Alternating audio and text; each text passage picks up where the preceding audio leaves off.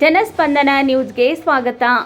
ಉತ್ತರ ಕನ್ನಡ ಜಿಲ್ಲೆ ಹಳೆಯ ಪಟ್ಟಣದ ಗಲ್ಲಿಗಳಲ್ಲಿ ಮರ ಕಡಿದು ಗನಿ ನೆಡುವ ಪದ್ಧತಿ ಇರುವುದರಿಂದ ಅರಣ್ಯದಿಂದ ಗಿಡ ಮರ ಕಡಿದು ತರುವುದಕ್ಕಿಂತ ಅರಣ್ಯ ಇಲಾಖೆಯಿಂದ ಕೊಡುವ ಸಸಿ ನೆಟ್ಟು ಆಚರಣೆ ಮಾಡಿ ಎಂದು ಉಪ ಅರಣ್ಯ ಸಂರಕ್ಷಣಾಧಿಕಾರಿ ಡಾಕ್ಟರ್ ಪ್ರಶಾಂತ್ ಕುಮಾರ್ ಕೆಸಿ ಹೇಳಿದರು.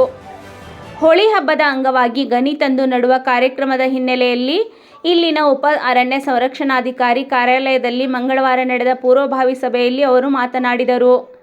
ಪತ್ರಕರ್ತರಾದ ಕೃಷ್ಣಪ್ಪ ಕಟ್ಟಿ ಮಾತನಾಡಿ, ಹೋಳಿ ಹಬ್ಬ ಪಾರಂಪರಿಕವಾಗಿ ಹಿಂದಿನಿಂದಲೂ ಆಚರಣೆ ಮಾಡುತ್ತಾ ಬಂದಿರುತ್ತಾರೆ. ನಮ್ಮ ಸಂಸ್ಕೃತಿ ಆಚರಣೆ ಎತ್ತಿ ಹಿಡಿಯಬೇಕು. ನಮ್ಮ ಬದಲಾವಣೆಗೆ ತಕ್ಕಂತೆ ಆಚರಣೆಯಲ್ಲಿಯೂ ಬದಲಾವಣೆಯಾಗಬೇಕಾಗಿದೆ. ಜಿಲ್ಲೆಯಲ್ಲಿ ಅರಣ್ಯ 8.56 ಲಕ್ಷ ಹೆಕ್ಟೇರ್ ಪ್ರದೇಶದಿಂದ ಕೂಡಿದೆ. 80% ಅರಣ್ಯ ಪ್ರದೇಶ ಜಿಲ್ಲೆಯಲ್ಲಿದೆ. ಕೇವಲ ಅರಣ್ಯ ಇಲಾಖೆಯಿಂದ ಅರಣ್ಯವನ್ನು ರಕ್ಷಿಸಲು ಸಾಧ್ಯವಿಲ್ಲ. ಪ್ರತಿಯೊಂದು ಭಾಗಗಳಲ್ಲಿಯೂ ಸಹ ಅರಣ್ಯ ರಕ್ಷಿಸಲು ಜನರ ಸಹಭಾಗಿತ್ವ ಅಗತ್ಯವಾಗಿದೆ ಎಂದರು. ತಹಸೀಲ್ದಾರ್ ಪ್ರವೀಣ್ ಹುಚ್ಚನ್ನವರ್ ಮಾತನಾಡಿ, ಪರಿಸರದಿಂದ ನಾವು ಸಾಕಷ್ಟು ಲಾಭ ತೆಗೆದುಕೊಳ್ಳುತ್ತಿದ್ದೇವೆ. ಪರಿಸರ ರಕ್ಷಣೆಯು ನಮ್ಮೆಲ್ಲರ ಜವಾಬ್ದಾರಿ. ಹೋಳಿ ಹಬ್ಬವನ್ನು ಅರ್ಥಪೂರ್ಣವಾಗಿ ಆಚರಿಸಿ, ಅರಣ್ಯದಿಂದ ಗನಿ ತರುವ ಬದಲು ಇಲಾಖೆಯಿಂದ ಕೊಡುವ ಸಸಿ ನೆಟ್ಟು ಆಚರಿಸಿ ಎಂದರು. ಮುಖಂಡರಾದ ಕಿರಪ್ಪ ಕಂಜಾಳಕರ್, ಗಣಪತಿ ಮಿರಾಸಿ, ವಿಜಯ್ ಬೊಬಾಟಿ, ಪ್ರಭಾಕರ್ ಗಜಾಕೋ, ಸತ್ಯಜಿತ್ ಗಿರಿ, ಬಸವರಾಜ್ ಬೆಂಡಿಗಿರಿಮಠ್, ರಮೇಶ್ ಚವ್ಹಾಣ್, ಹನುಮಂತ್ ಚಲವಾದಿ ಸಲಹೆ ನೀಡಿದರು. ಸಹಾಯಕ ಅರಣ್ಯ ಸಂರಕ್ಷಣಾಧಿಕಾರಿ ಮಾಜಿ ಬೀರಪ್ಪ, ಉಪ ವಲಯ ಅರಣ್ಯಾಧಿಕಾರಿಗಳು, ಗಸ್ತು ಅರಣ್ಯ ಪಾಲಕರು, ಕಚೇರಿ ಸಿಬ್ಬಂದಿಗಳು ಉಪಸ್ಥಿತರಿದ್ದರು. ಈ ಸಭೆಯನ್ನು ವಲಯ ಅರಣ್ಯಾಧಿಕಾರಿ ಬಸವರಾಜ್ ಎಂ ನಿರೂಪಿಸಿದರು. ನಮ್ಮ ಹೋಳಿ ಹಬ್ಬಕ್ಕೆ ಇದೊಂದು ಮಾದರಿ ಅಂತ ಸಭೆ ಆಗಬೇಕು.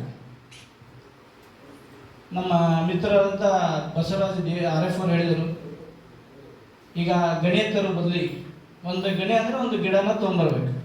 ನಮಗೆಲ್ಲ ಗೊತ್ತು, ನೀವು ಸುಮಾರು 8ರಿಂದ 10, 20 ನಾವು ಗಿಡವನ್ನು ಕಡ್ದ ತೊಗೊಂಬರ್ತೇವೆ. ಯಾಕಂದ್ರೆ ಈಗ ಕಾಯ್ದೆಯಲ್ಲಿ ಅದಿಲ್ಲ. ತಮಗೂ ಎಲ್ಲ ಗೊತ್ತಿದೆ, ಅರಣ್ಯ ಇಲಾಖೆ ತುಂಬ ಸ್ಟ್ರಿಕ್ಟ್ ಆಗಿದೆ. ಈಗೆಲ್ಲ ನೋಡ್ತಾ ಇದ್ದೀವಿ ನಾವು, ನಮ್ಮ ಆಫೀಸ್ ಆಗಲಿ ಈ ಆಫೀಸ್ ಆಗಲಿ ಅರ್ಧ ಹಳೆಯಾಳಿರೋದು ಎಲ್ಲ ಅರಣ್ಯ ಇಲಾಖೆಯಲ್ಲಿ ಅದನ್ನೆಲ್ಲ ನಾವು ಕಡಿದು ನಮ್ಮ ಆಫೀಸೆಲ್ಲ ಕಟ್ಕೊಂಡಿದ್ದೇವೆ. ಆದರೆ ರಿಸ್ಟೋರ್ ಆಗಿಲ್ಲ. ಎಲ್ಲಿ ನಮ್ಮ ಅರಣ್ಯ ಇಲ್ಲಿ ಬೆಳೀತಾ ಇಲ್ಲ.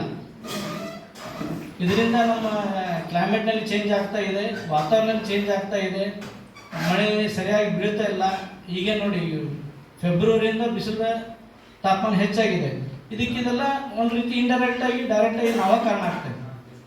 ಅದಕ್ಕೆ ಈ ವೇದಿಕೆ ಮೂಲಕ ತಮಗೇನು ವಿನಂತಿ ಮಾಡೋದೇನೆಂದರೆ, ಈಗ ಆ ಪದ್ಧತಿ ತಂದು ಗಣಿ ಅಂತ ತಂದು ನಾವು ಅದು ಪೂಜೆ ಮಾಡಿ ನಮ್ಮ ಹೋಳಿ ಹಬ್ಬವನ್ನು ಅರ್ಥಪೂರ್ಣವಾಗಿ ಆಚರಣೆ ಮಾಡಬೇಕಂತಲ್ಲ ಈ ವೇದಿಕೆ ಮೂಲಕ ಬೆಳೆದಿದ್ದೀವಿ.